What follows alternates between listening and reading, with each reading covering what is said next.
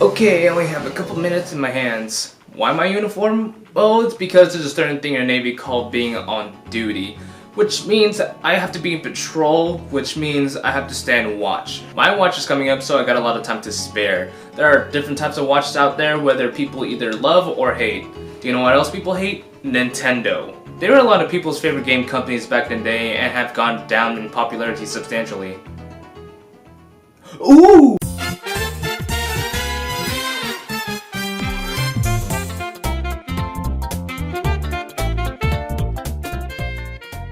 Oh, Nintendo is one of the biggest game companies out there. It's what revived the video game community back in 1985 during the video game crash. It has almost all the arcade games playable in the Nintendo Entertainment System with the same graphics as the arcades. When it comes to other platforms, it wasn't the same as the official one. I'll say that if Nintendo didn't make the NES, there wouldn't be no video games today. It was pretty strong in the beginning with the NES and Super Nintendo, but later, it wasn't getting much attention as it used to.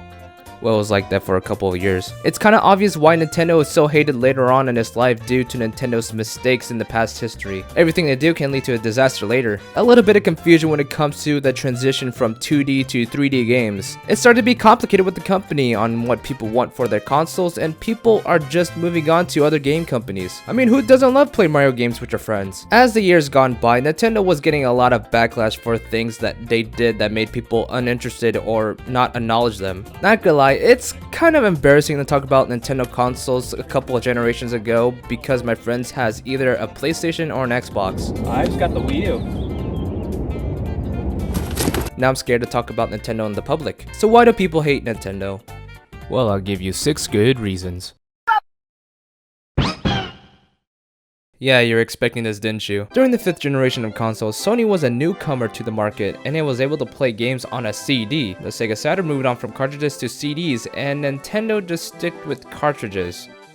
Yeah, this wasn't a good move. The thing about this is that CDs had more space, were cheaper, and were easier to develop games. Yes, the cartridge was faster to load, but developing the games for these was a struggle. Apparently, it was more expensive to make games on these, which makes it weird since it has less space. Nintendo wanted to prove that you don't need fancy stuff to play games, but that doesn't help their case later on. Fast forwarding to the Wii, one of the most revolutionary consoles ever, people loved it at first, but later on in Wii's life, it started to go downhill. PS3 and Xbox were now implementing HD to their consoles with HDMI cables on plasma screen TVs. The Wii didn't do that and had made people lose interest. If you take a look at the Call of Duty games, for example, you can tell where Nintendo's quotes come in. It didn't even help with the redesign only outputting composite.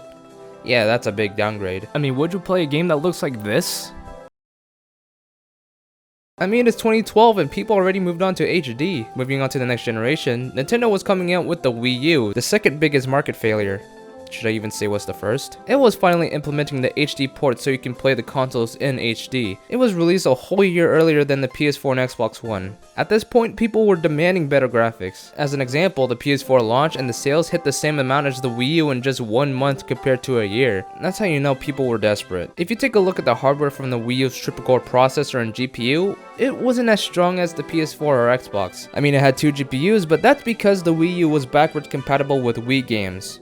And it had only 2 GB of RAM. I mean, it's 2013 and people are desperate for better graphics. Technically, their graphics got better for the majority of the games, but some games are not even in full high definition. At this point, Nintendo wasn't even catching up to their competitors in the technology. Even to this day, they're still doing the same thing that you don't need fancy graphics to play games quote. I mean, the Switch is helping their case, but this is what people are wanting today, and that's what make more people purchase their consoles and games. You'll see that everything started out from the Super Nintendo.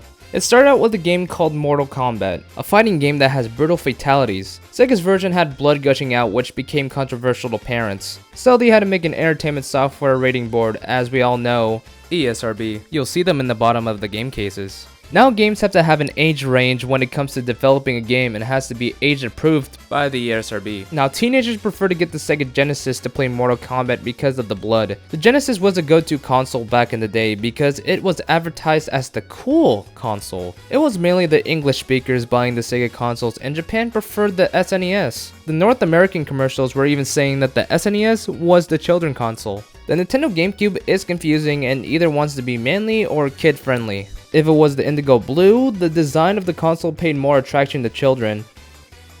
and not really the teenagers. Yes, it had M-rated games, but it didn't really get much attention as much as the PS2 and the original Xbox. The Wii U was a definition of a children console. All of the advertisements were children asking their parents to go get the Wii U for them. If you take a look at the GameCube commercials, the commercials are gaining the whole age range attention with kids, teens, and even adults. There are no other companies that did this, only the Wii U, and due to the sales, you see how this turned out. Yeah, I tried to defend this console for a while now, but due to what Nintendo's doing to this, it didn't even help at all. I mean, yeah, the console was intended for kids, but it was supposed to be for everyone.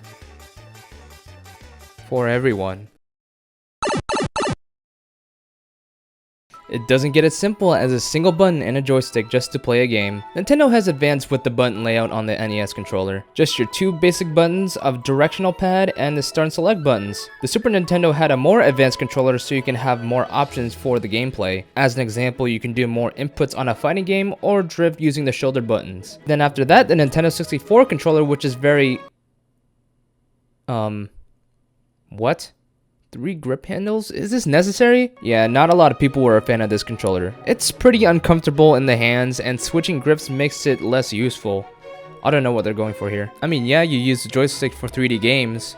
Still, why 3 grip handles? If you can compare this with a PlayStation controller, I don't know what they're going for here. Next thing you know, Mario Party came out on the console. Next thing you know, people have to get second-degree burns by playing this one minigame. It got to the point where Nintendo had to sell gloves just because of this incident. Moving on to the GameCube, again, was confusing the outsiders. The controller in particular looks odd, judging by the bug by its cover, but once you put it in your hands, it feels very comfortable. The Wii controller is simply a remote. Point, click, motion control, all that, but when it comes to the nunchuck accessory, it's weird having these things apart, especially when you're playing Smash Bros with it. I mean, yeah, it's good for some motion games, but when it comes to first-person shooters, this is too much. Of course, Nintendo wanted to have motion controls to the console to be very simplistic to anyone, but it's just easier to use a regular controller. The classic controller is really good for playing old Nintendo games on the virtual console, but when you're playing a game that requires the joysticks, then your wrist is pointing inwards, which is really uncomfortable. They changed this with the Classic Controller Pro, which is way better. They spread the joysticks a little bit more further so it could be a little bit more comfortable. The Wii U was a flop trying to stay with the Wii family, but they used the gamepad as the main controller. People do say it's a comfortable controller, which I agree with, but this is not my target. It's the Wii U Pro controller. First glance, it looks like an Xbox 360 controller. Second glance, the main buttons look like they're in an awkward spot. The button layout feels weird. I'm just used to the A, B, X, and Y buttons being in the top right face of the controller instead of the bottom right. It's fine for playing platformers, but for other games,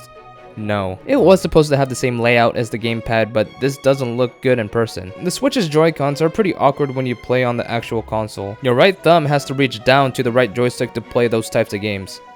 I prefer playing on the Pro controller. Nintendo controllers are a hit and miss, but it couldn't be worse. Wait. Fire!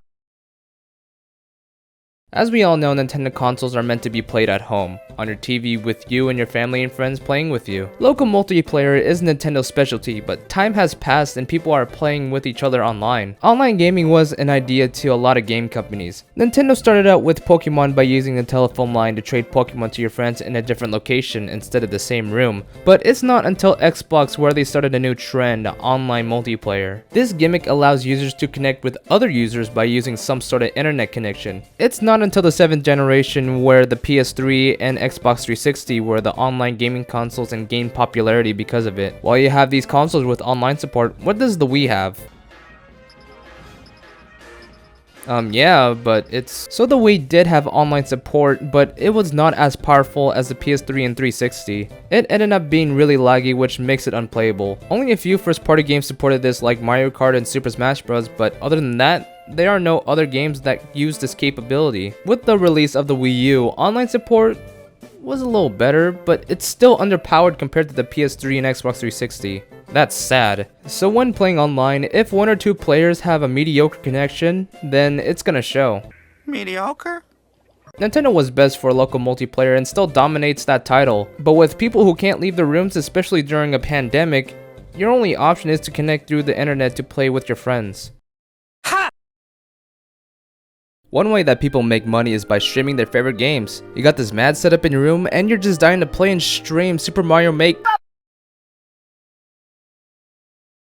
Yeah, Nintendo isn't a fan of people streaming their games. Due to Nintendo's policy on copyrights, you're not even allowed to stream their games, let alone record it.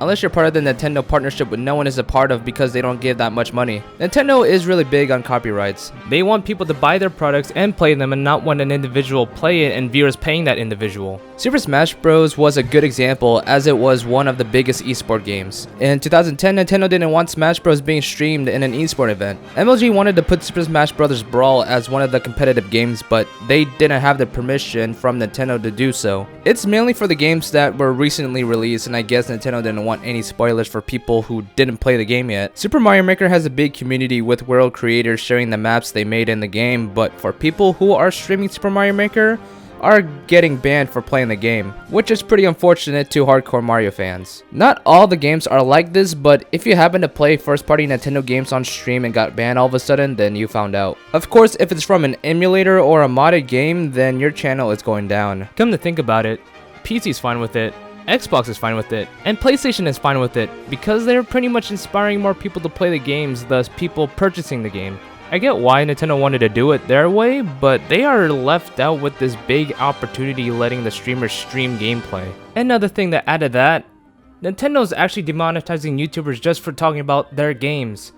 That doesn't make any sense. Just a simple bada bing bada boom, there you go out the room. As you can see, there's a lot of people who want to stream or do YouTube as a job, but for those who want to play Nintendo games, has to face the consequences from Nintendo. I mean, some have thrived playing Nintendo games, but Nintendo doesn't like the idea for spoilers for people who haven't played the games yet. I know Super Smash Bros. Melee has a mod called Slippy so you can play it online.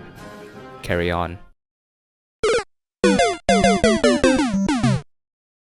The big one for last. This is pretty much a follow-up with the first topic. So Nintendo wasn't too cooperative with third-party companies. It started out in the Super Nintendo where Nintendo wanted to have a CD add-on to the console. So they partnered with Sony to create the CD add-on called the Nintendo PlayStation. It started out as a prototype and only became a prototype. During the development, Nintendo and Sony were having a dispute with this accessory. They were having licensing issues with this product to the point where they both have their separate ways, and that's what inspired Sony to make the Sony PlayStation.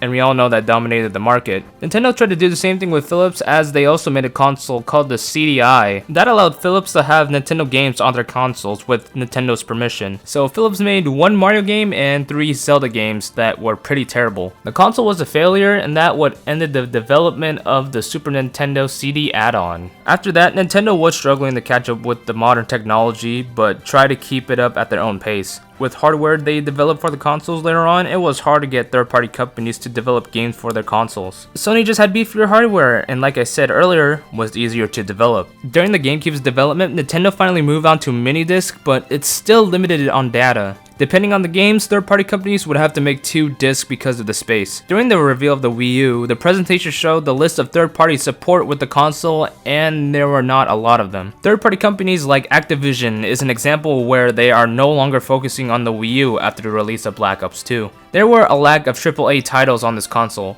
I mean, they got the LEGO games. It was like that until later on the Switch's life where they started to come back to this platform. Nintendo had to deal with big mistakes in their past history. There are a lot of mistakes that Nintendo did, but these are more what people want out of Nintendo. You either love them or hate them. I'm a Nintendo fan by heart, but as a Nintendo fan, the games today aren't the same as they were in the past generations. Yeah, they are sacrificing their ideas and trying new things that sounds futuristic with either being successful or just completely outrageous. I mean, it works sometimes. They are getting a lot of attention today with the Nintendo Switch being a hybrid console about to be sold as much as the Wii. It's really fun playing their games with a bunch of friends and having a good time, but a company is a company without their flaws. If Nintendo doesn't change their policy on the copyrights, content creators are not going to enjoy the games that they love and share to the world. But what happens if Sony and Nintendo worked together back in the day? Well, Nintendo would be the dominating game company. But will the policy be the same as today? No, that's kind of hard to say. All we can do now is just look at Nintendo and what they're gonna do next. Hello? Yo, Rocky, where you at? You late for watch?